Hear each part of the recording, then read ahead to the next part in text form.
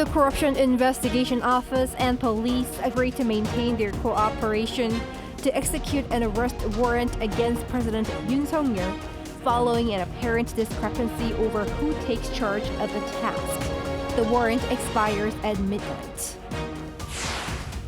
The Constitutional Court has held its first meeting for the presidential impeachment trial since recently adding 2 more justices to the bench.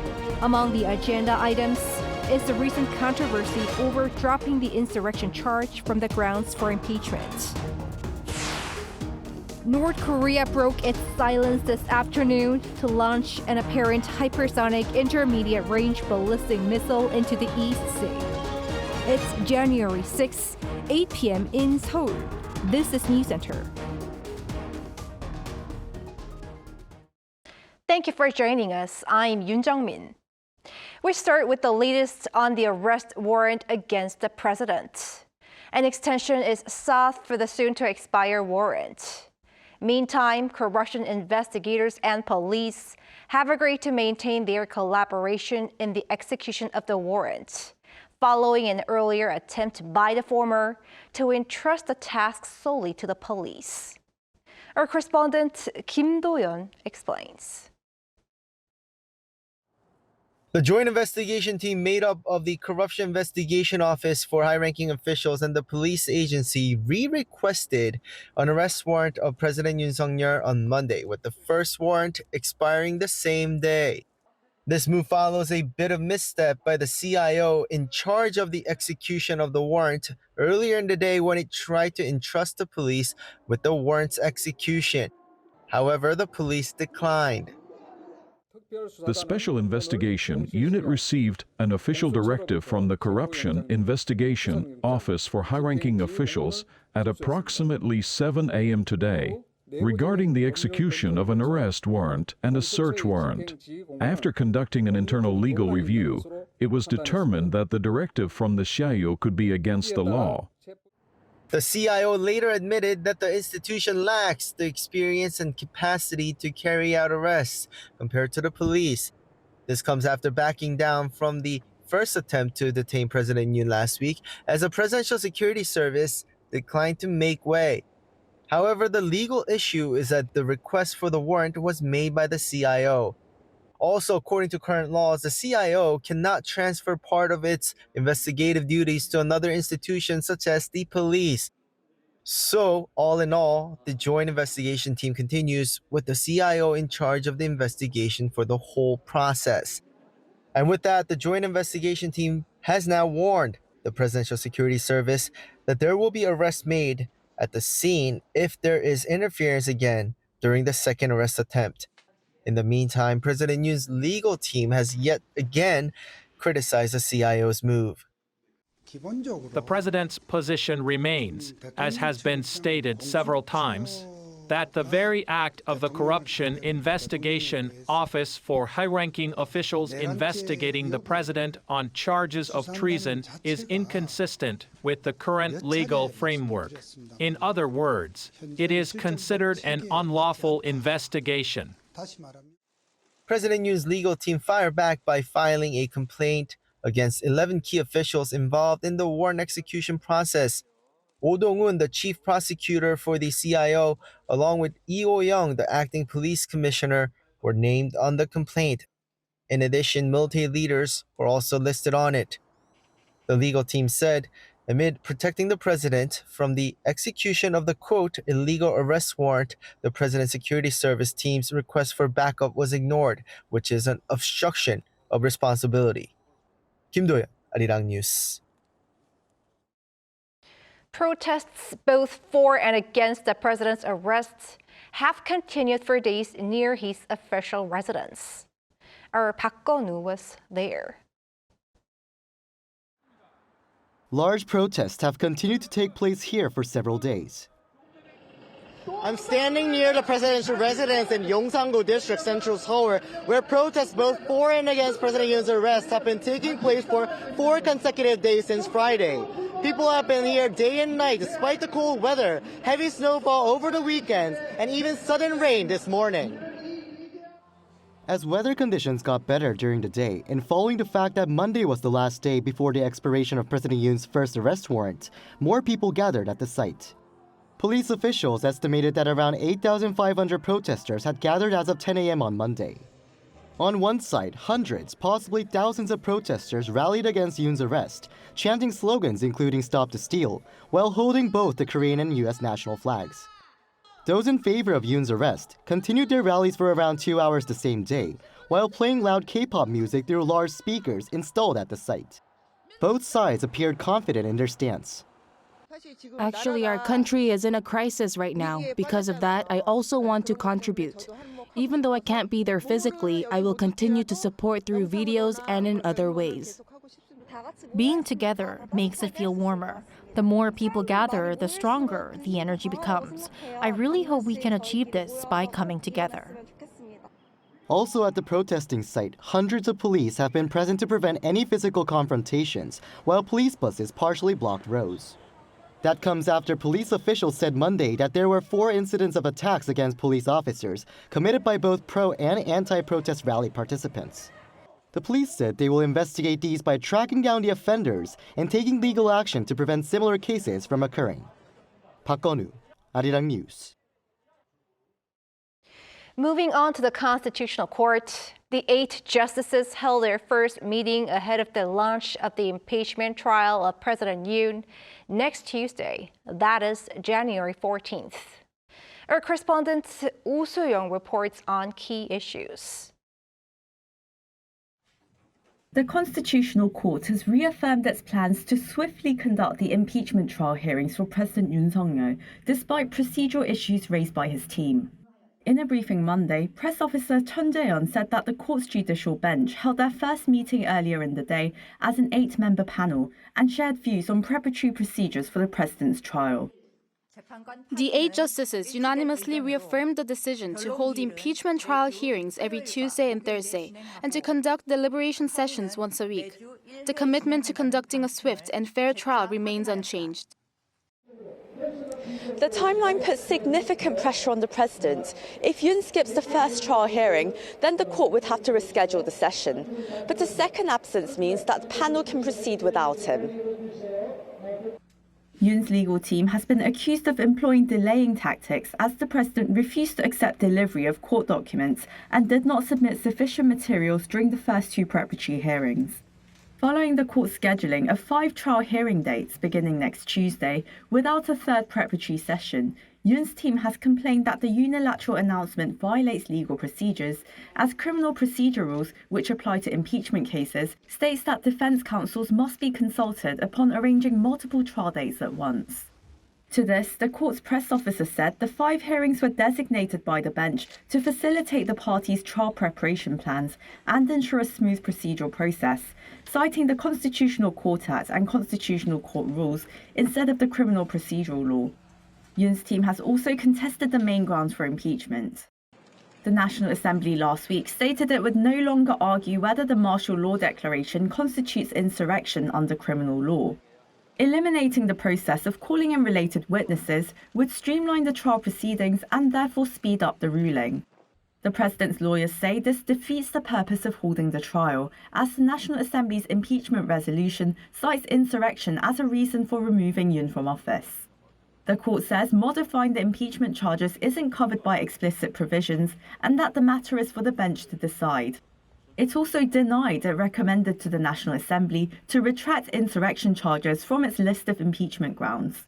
Furthermore, amid political clashes over acting President Choi Sang-mok's move to fill 2 out of 3 court vacancies, leaving the remaining justice for bipartisan agreement, the opposition party has filed to dispute his decision. While an 8-member panel is enough to deliberate on and vote for impeachment, the same number as when former President Park Geun-hye was impeached in 2017, the opposition has been piling on the pressure to fill the last spot to increase the likelihood of an impeachment verdict. The court said the trial hearing on the matter would take place on January 22nd. Oh Soo-young, Arirang News.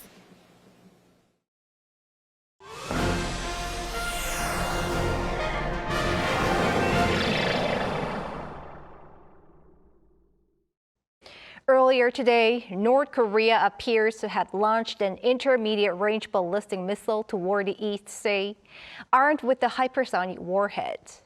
The regime broke its 2-month-long silence with the inauguration of U.S. President-elect Donald Trump just around the corner.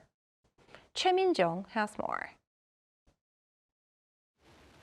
North Korea launched an apparent hypersonic intermediate-range ballistic missile toward the East Sea on Monday. According to South Korea's military, the missile was fired from the Pyongyang area at around 12 p.m. and flew around 1,100 kilometers. A Joint Chiefs of Staff official stated that the missile is thought to be similar to North Korea's IRBMs equipped with hypersonic warheads, which were launched in January and April last year. Hypersonic missiles are considered harder to intercept than conventional ballistic missiles due to their speed and ability to maneuver in mid-flight. Theoretically, the missile is assessed to be capable of reaching U.S. military bases in Guam, which is approximately 3,400 kilometers from Pyongyang, if launched at its maximum range. Monday's launch marks the regime's first missile launch of the year. The launch also comes 2 weeks before President-elect Donald Trump's inauguration. The last time Pyongyang fired missiles was in November, just ahead of the U.S. presidential election. Given the timing and range, and that it's just 14 days before the inauguration of Trump's second term, it appears that North Korea intended to assert dominance of the U.S. Experts also say the North's provocation could be aimed at testing the South Korean military's readiness amid the country's political turmoil caused by President Yoon's short-lived declaration of martial law on December 3rd. South Korea's Joint Chiefs of Staff said the military is closely monitoring the North's developments under Seoul and Washington's combined defense posture to prevent any miscalculation by the regime. Noting that the latest launch occurred during U.S. Secretary of State Antony Blinken's visit to Seoul, South Korea, the U.S., and Japan condemned Pyongyang's launch as a clear violation of multiple UN Security Council resolutions and agreed to maintain close coordination to respond firmly to North Korea's provocations. Choi Min-jung, Arirang News. Against this backdrop, the top diplomats of South Korea and the U.S. met in Seoul to reaffirm the allies' strong partnership as U.S. State Secretary Antony Blinken bids farewell amid political turmoil here in the nation. Our foreign affairs correspondent Bae Eun-ji has the details. With just around 2 weeks left before his term ends, U.S. Secretary of State Antony Blinken has made his final visit to South Korea. Sitting down for talks with the South Korean Foreign Minister Jeju Air, the two sides reaffirmed that the alliance remains strong, despite the political uncertainty. Today, we reaffirm that there are no gaps in the alliance between South Korea and the United States.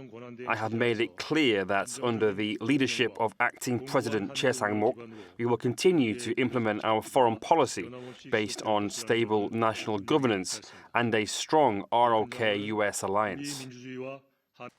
When asked about whether the South Korean government is communicating with Trump's team, the foreign minister said there will be no changes to the alliance, regardless of who takes office in either the U.S. or South Korea. He said even when the new Trump administration comes into power, policies will be closely coordinated based on shared values. Blinken also stressed that the alliance remains more essential than ever and addressed threats from North Korea. He said the two countries condemned the North's latest missile launch, saying this is yet another violation of multiple UN Security Council resolutions, and added that South Korea, the US, and Japan are exchanging real-time data about the regime's ballistic missile launches. He also expressed concerns about military cooperation between North Korea and Russia, calling it a two-way street. The DPRK is already receiving Russian military equipment and training.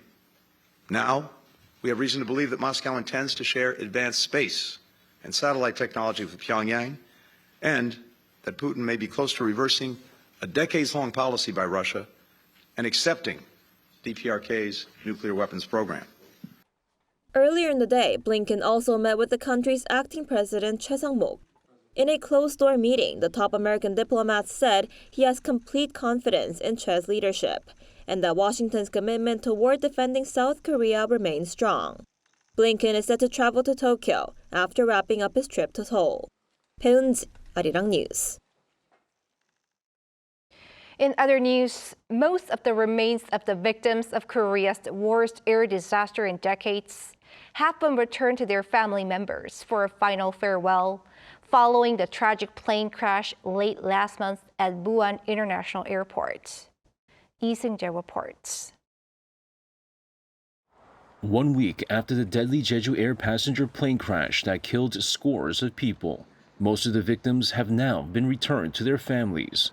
According to authorities, 176 out of 179 victims have been returned, with funerals set to conclude over the next few days. The remaining 3 victims will be returned to their families on Monday due to personal reasons. With search and recovery work at the site of the accident concluding after 3 phases, authorities have recovered approximately 800 personal items. Of them, 204 items were returned to the bereaved families, while the remaining items will be available for families to check and recover themselves. In the case of electronic devices like cell phones, authorities plan to conduct digital forensics in order to return them. While most of the emergency shelters used by the families at the Busan International Airport is being removed, the joint memorial set up on the first floor of the airport will remain in place for 49 days, in line with Buddhist traditions and at the request of the bereaved families. Meanwhile, the flight data recorder from the ill-fated plane has been sent to the U.S. for analysis. South Korea's Ministry of Land, Infrastructure and Transport announced that the data extraction for the FDR cannot be performed in South Korea due to a missing connector, and it was sent to the U.S. National Transportation Safety Board earlier Monday morning. 2 investigators from the Aviation and Railway Accident Investigation Board will also leave for the U.S. to jointly conduct the investigation. The Transport Ministry on Saturday announced that it had concluded work on the transcript of the cockpit voice recorder containing the final 2 hours of the flight, but said it could not yet disclose the contents. Lee Seung-jae, Arirang News.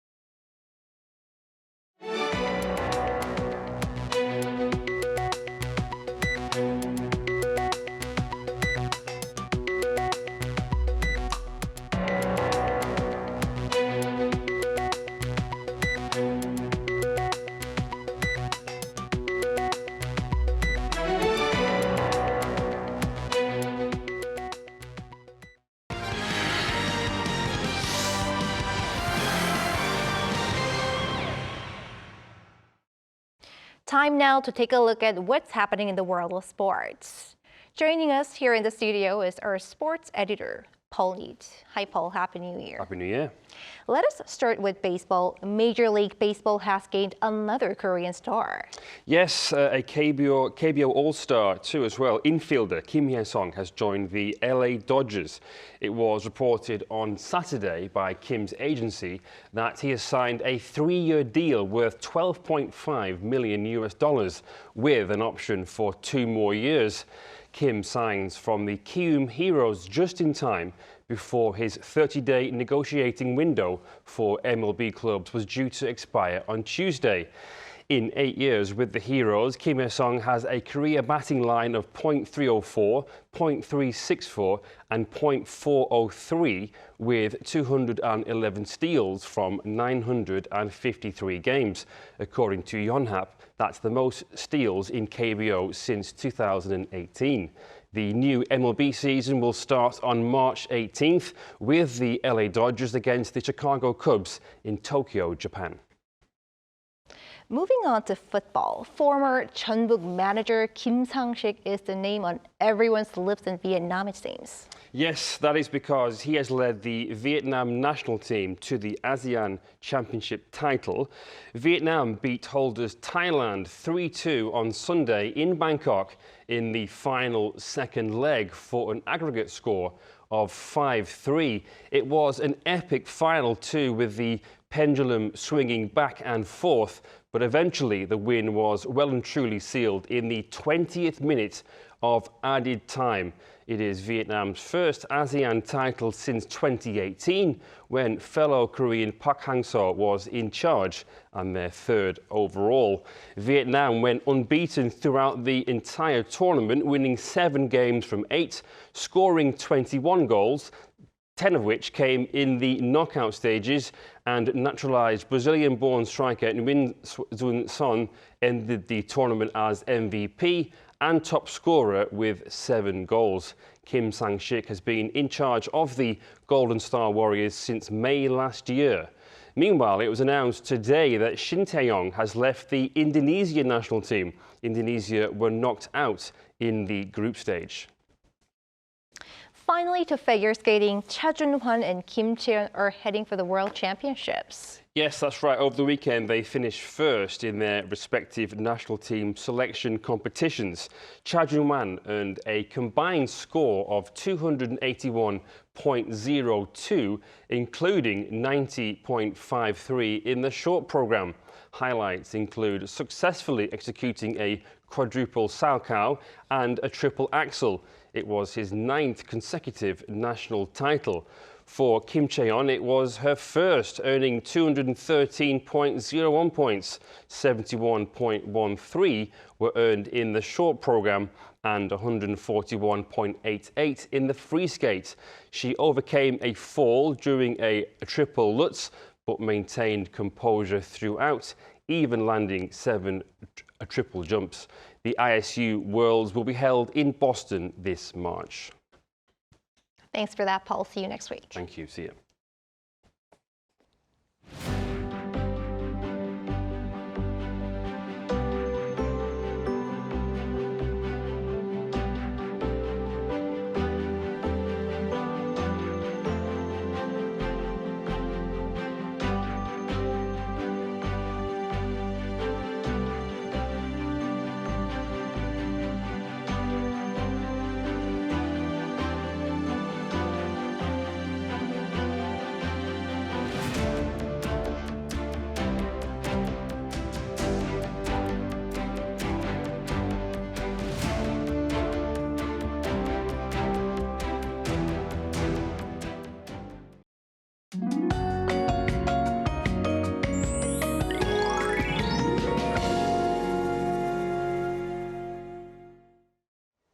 A cold wave is expected from tomorrow. The morning temperature in Seoul will plunge to -6 degrees Celsius both tomorrow and Wednesday morning, and to -12 degrees on Thursday.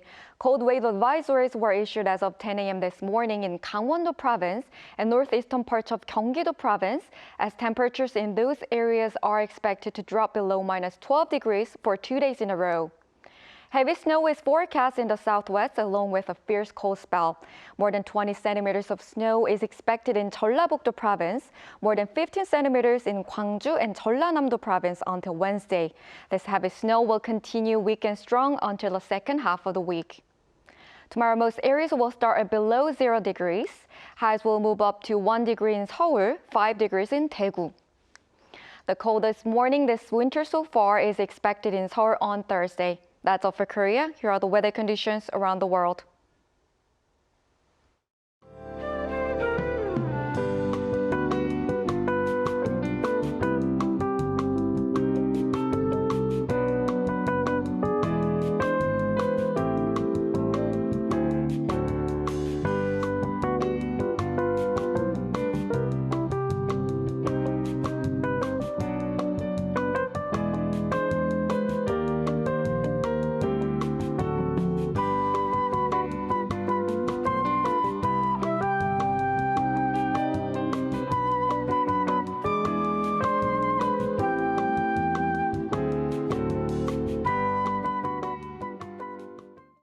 And that is Newscenter for tonight. Thank you for watching.